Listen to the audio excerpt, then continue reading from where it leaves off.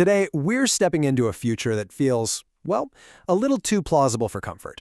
We're going to break down The Economist's incredibly detailed, fictional account of a third Gulf War set just a couple of years from now in 2026. Let's dive in. The article kicks things off with this powerful quote, and wow, it really sets the stage. It's a serious reminder that wars in this part of the world don't just stay there. They have a habit of completely reshaping the global order. And in this scenario, the stakes are as high as they get. So this is the central question, isn't it?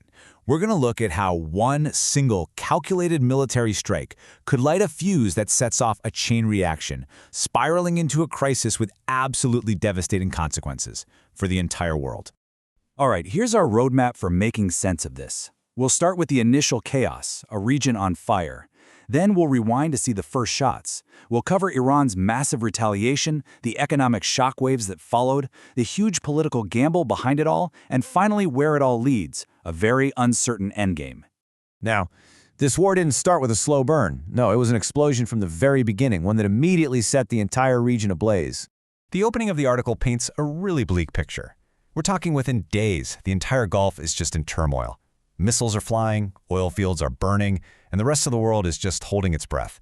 This wasn't some limited strike. It was the start of a full-blown, high-stakes war that put everyone on edge from day one.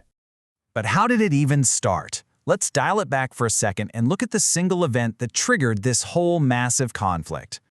Okay, here are the details.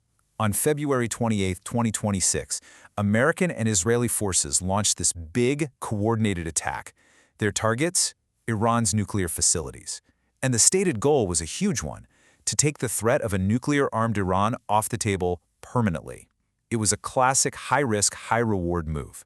But here's the thing, Iran didn't back down. It fought back with incredible speed and devastating force, and it didn't just hit American Israel.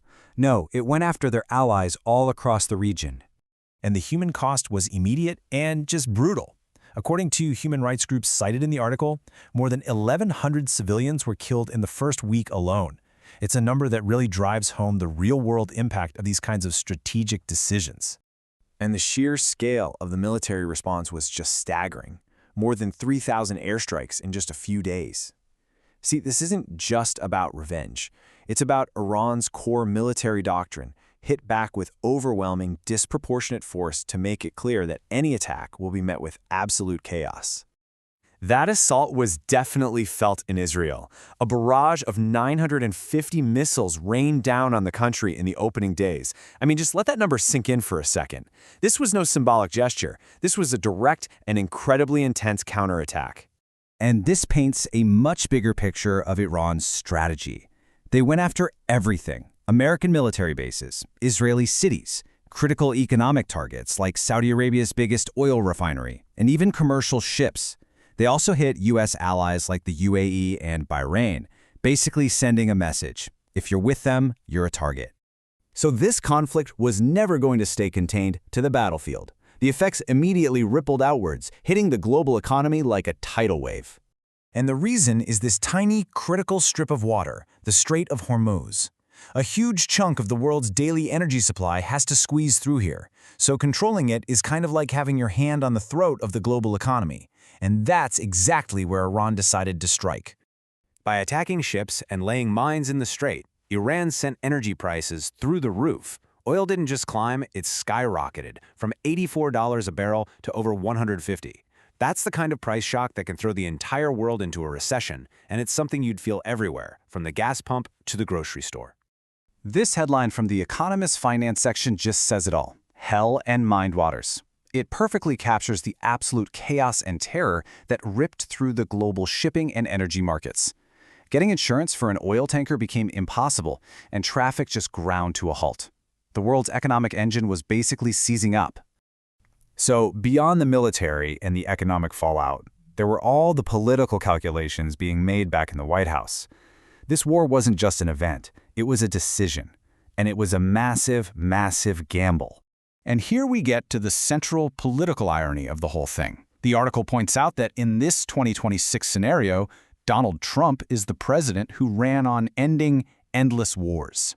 Yet, with this one strike, he unleashes the most consequential war in the Middle East in decades, completely transforming his presidency overnight.